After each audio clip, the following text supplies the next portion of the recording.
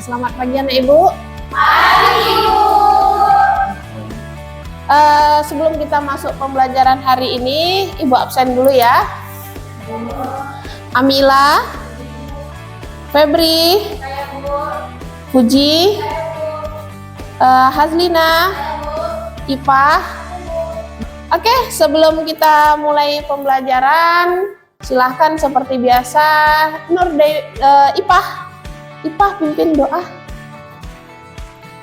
Sebelum belajar, maka kita membaca doa menurut agama dan kepercayaan masing-masing.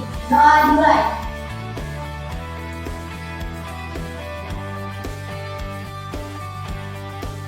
Doa selesai. Oke, seperti biasa. Gimana kabarnya hari ini? Sehat? Alhamdulillah sehat, Bu. Oke. Semangat kita belajar pagi ini? Semangat. Oke. Ayo silakan berdiri, kita ice breaking bentar. Yuk. Ice breakingnya gampang ya. Silakan letakkan pena di kursi, di mejanya. Pena. Nah, pena satu. Nah, nanti Ibu bilang siku, sakit, sikat. Ya. Sikat ambil pulpen, rebutan ngambil pulpen. Siapa yang duluan ambil, tunjuk tangan. Ya. Dengar, sakit. Siku. Sakit. Siku, sikat.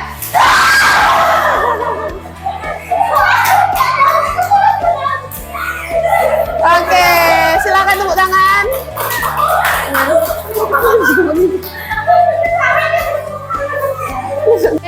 Selanjutnya kita membahas mengenai versi bahasa menurut Cair. Nah, di sini Cair ada 7 pembagian. Yang pertama ada idiolek. Nah, idiolek itu adalah bahasa yang menjadi ciri khas individu atau seorang pada berbahasa tertentu. Nah, contohnya itu logat. Tuh, dia. Nah, itu dia logat. Nah, siapa yang tahu kira-kira logat yang ada orang yang suka menggunakan logat, nampak gitu orangnya kalau berbicara memakai logat? Oke, silakan.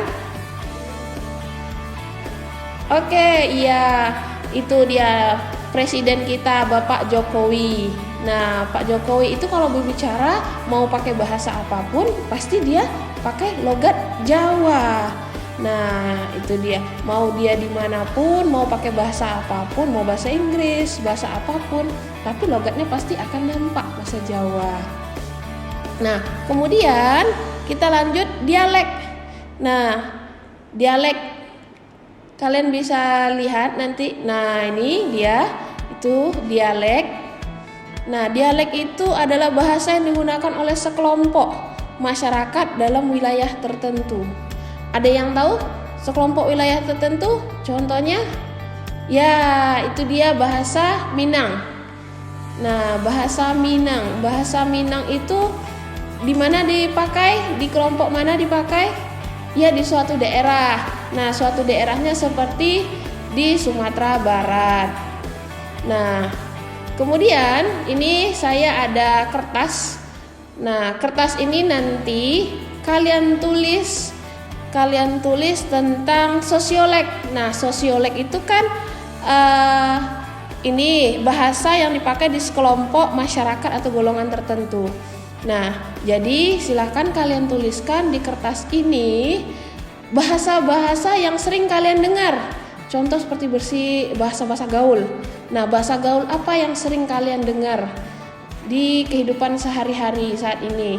Nah, ini saya kasih kertas. Silahkan dituliskan 2 saja.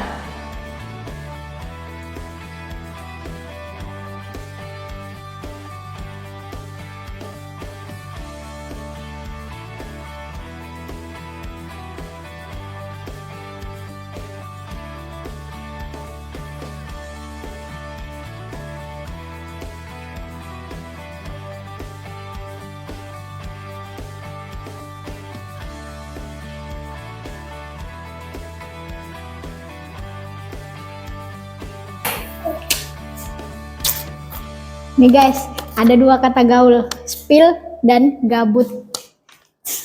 Spill ini kayak bongkar rahasia, ceritain dong, kayak orangnya kepo banget gitu loh. Iya nggak? Iya. Seriusnya? Iya.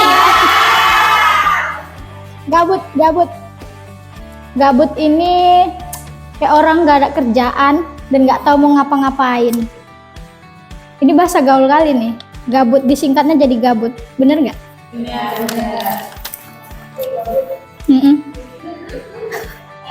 Iya.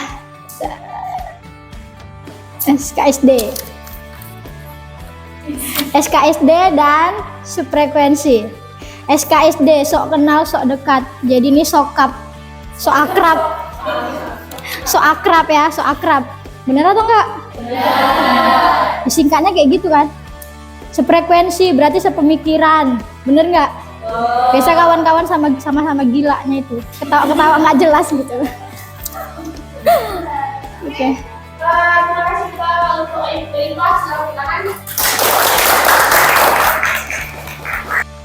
Nah, dari penjelasan Ipah tadi yang dia telah memilih beberapa kata untuk dia bacakan, di situ ada kata tadi dia sebutkan gabut, spill, SKSD, sefrekuensi, terus sama sokap. Nah, itu adalah bahasa-bahasa gaul yang tidak layak untuk digunakan di sembarang tempat, di mana kata-kata ini tidak pantas digunakan di tempat-tempat tertentu. Contohnya terutama guru. Nah, kata-kata ini guru tidak boleh menggunakan gitu ya. Jadi kata-kata ini hanya dipakai oleh komunitas tertentu, seperti anak-anak yang mengaku dirinya paling gaul.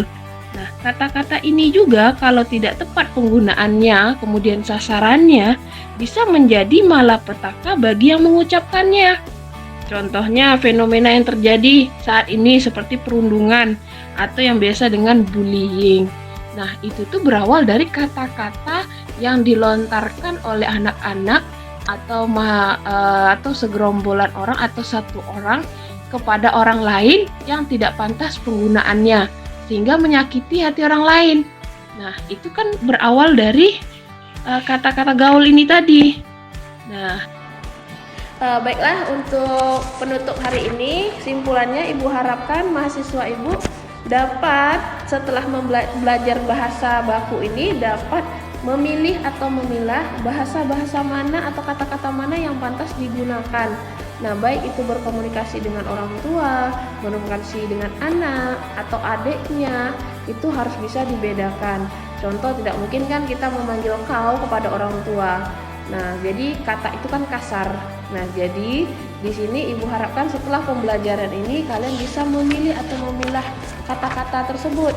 Kemudian untuk kaitannya di sini kita akan mengkaitkan antara ragam bahasa ini dengan modernisasi agama, di mana modernisasi agama di sini itu bagaimana cara kita saling menghargai perbedaan. Nah, cara menghargai perbedaan itu maksudnya gimana? Nah, menghargai perbedaan kita saat berpendapat di dalam kelas. Jadi kalau ada temannya berpendapat, jangan langsung disalahkan, tapi didengarkan. Kalau umpamanya dia salah pun itu dikoreksi dengan bahasa yang baik. Jangan saling menjatuhkan. Itu juga termasuk ke toleransi. Baiklah, cukup sekian untuk pertemuan kita hari ini.